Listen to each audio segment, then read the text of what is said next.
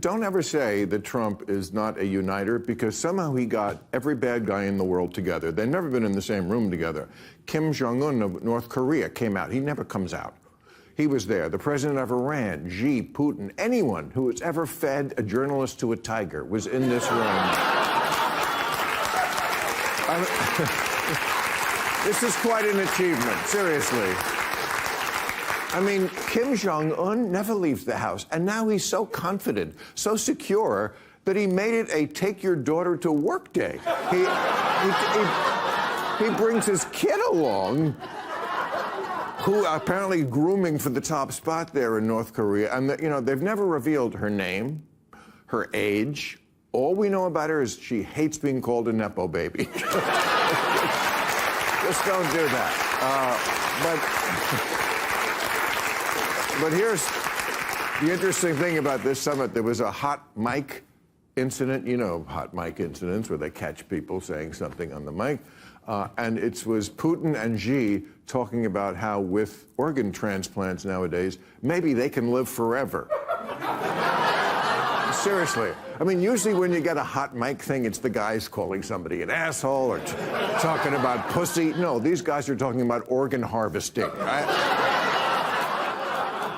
And then India was there, too, the one who we've been trying to get on our side and should be on our side. And Trump tweeted out, "It looks like we've lost India and Russia to deepest, darkest China." What do you mean, we, white man?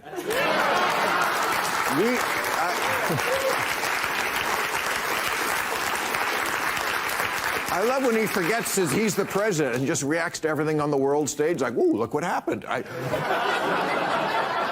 So to recap, China had the scariest military parade ever, and America is changing our stationery. Yeah, the Department of Defense is now the Department of War. Oh, also, the Justice Department will now be the Bureau of Revenge.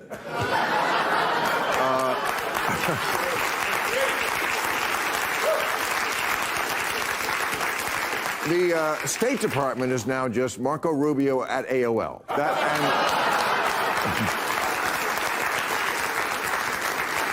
And the Centers for Disease Control is now just disease. Oh, yeah,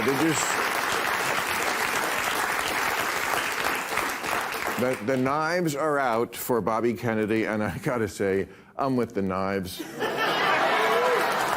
I tried, but you know what?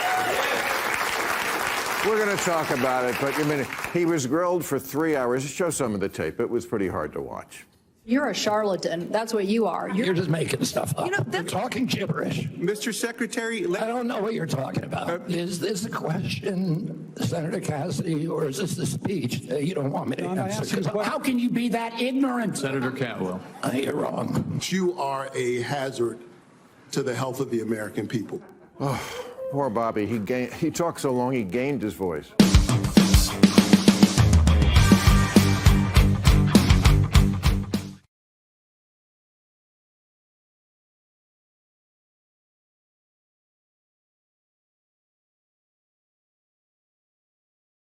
To your point, I want to get to something very important. How many know what SAM stands for? It's a new phrase. It stands for Speaking with American Men, SAM.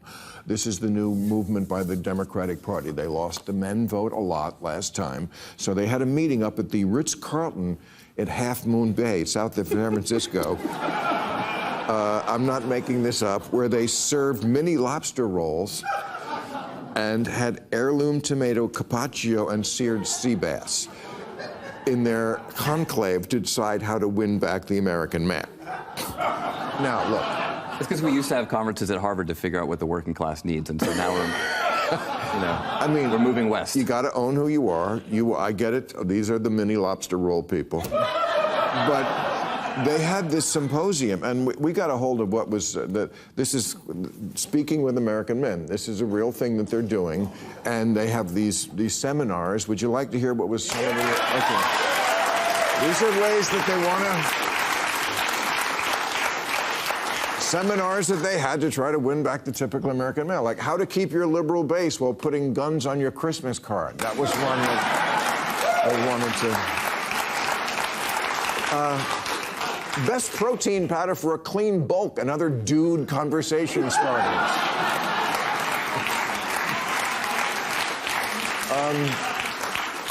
Bud Light etiquette, when to drink it, when to shoot it.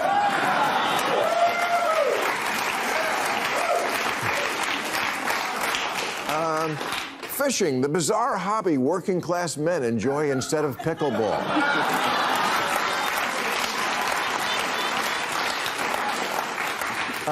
The only scene that you're obsessed with in Titanic, hint, it has tits.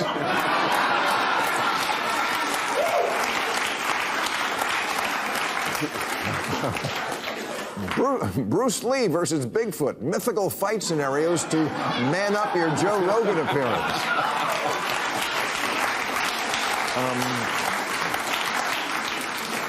Intersectionality and the importance of shutting the fuck up about it.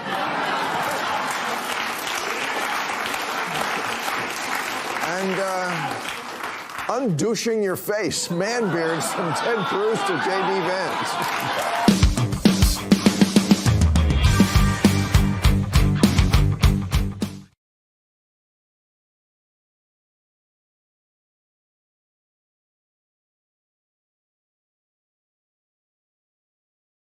Let me cut to then mRNA. Okay, sure. Because, like, I was a guy who did not want the COVID vaccine, but I do want research on mRNA. Sure. I don't think that that's crazy stuff. Right. In fact, when the next one comes along, I may want to be first online for it. Right. So I'm not down with, I like Bobby too, but I'm not down with him cutting that shit. Yeah, so mRNA is in every single one of our cells. DNA, RNA protein is kind of like the pathway. So mRNA itself is not bad. And the messaging around mRNA vaccines has led people to believe that anything that carries the letters mRNA is bad. We are all here, and we would not be here were it not for mRNA.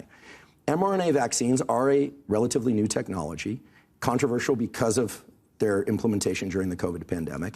And indeed, there are people out there who either insist on or have evidence that they have vaccine injuries of some sort. And that has been the rationale for removing this $500 million of support for mRNA research. I'm going to get some hate. I might get some love. Doesn't really matter to me. What is important for me to say is that there is incredible work on non-COVID related mRNA vaccines related to cancers and related to neurologic conditions and many genetic diseases and many, many things for which we would be absolutely foolish to ignore the technology. Who's going to hate you for that? Well, Idiots. many people, well, and look, That's fine. I've been a vaccine skeptic. I'm a skeptic of everything medical. Yeah. Because everything medical, let me ask you one final question. How much do you think we know? Like if you had 100%, is everything we could possibly know about medicine and how the body works? My difference with a lot of people is they think we're at 90%. Oh, I think we're at 20. I think we're at 10 at best. 10. And I'll give you a different answer. And I'm not trying to undercut the the careers and trust in my friends who are physicians and scientists. I'm a scientist. I'm still tenured at Stanford, and I love science. I love medicine, and I believe in certain medications and supplements and nutrition and behaviors. I do think all of it's important. A good friend of mine who's a chair of neurosurgery, perhaps one of the greatest neurosurgeons ever to live, I asked him, I said, what percentage of the information in medical school textbooks in the United States and elsewhere is inaccurate, is just false, and we know it? And he said, at least half, given the new information. And then a good friend of mine said to him in the same conversation, what do you think the impact of that is on human health and the treatment of disease, et cetera? And he said, incalculable. We are still in our infancy of understanding. That is not to say we haven't made great discoveries. And I should say, it's not to say that the NIH is a failed endeavor. No. It has returned beautifully in many areas of science and medicine. I do think an audit and a revision of what we're doing, a careful audit and revision is great, but we can't just throw things out because of what they're called.